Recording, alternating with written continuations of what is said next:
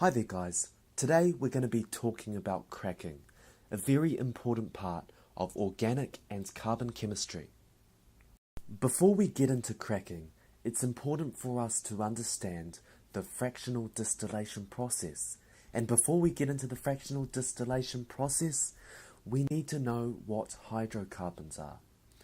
So hydrocarbons are molecules containing hydrogen and carbon atoms which are bounded together by covalent bonds. So you can see here ethane and octane. So ethane contains carbon and hydrogen atoms, and octane contains hydrogen and carbon atoms. Therefore, ethane and octane are both hydrocarbons. So hydrocarbons can obviously be different lengths. This ethane only contains 2 carbon atoms, so it's a lot shorter than the octane, which contains more carbon atoms. So now let's get on to the fractional distillation process. So fractional distillation is a process where hydrocarbons of different lengths are produced from something called crude oil. So crude oil is something which contains many hydrocarbons of different lengths. It contains some hydrocarbons which are very, very long and some hydrocarbons which are short. So during fractional distillation, this crude oil is heated and all the hydrocarbons spread out and exit out the sides. So the short hydrocarbons come out at the top, long hydrocarbons come out at the bottom. There's a reason why they come out like this. It's to do with their boiling points and the fact that they begin to be cooled, but we're not going to go into that right now because it's not important for us right now. There's a bit of a problem from this. Longer hydrocarbons are abundant when fractional distillation occurs. The thing is, longer hydrocarbons are not really useful. Longer hydrocarbons are less volatile, they have high boiling points, so they can't be made into really useful products.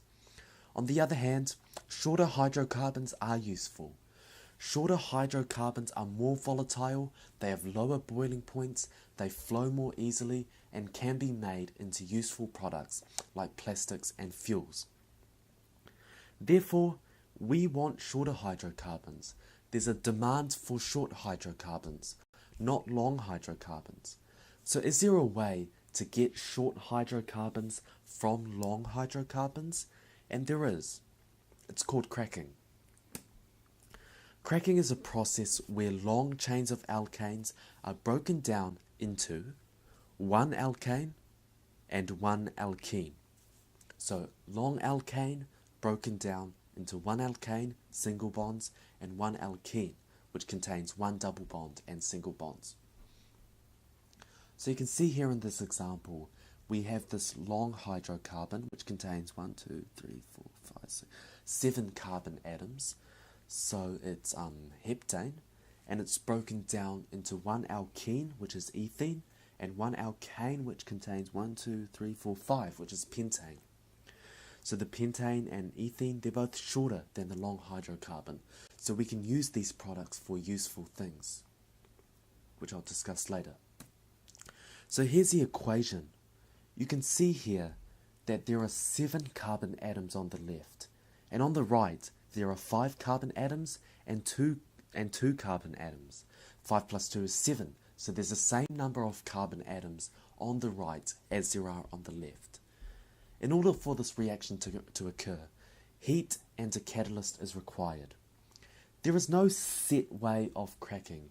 They don't have to break down into C5H12 and C2H4.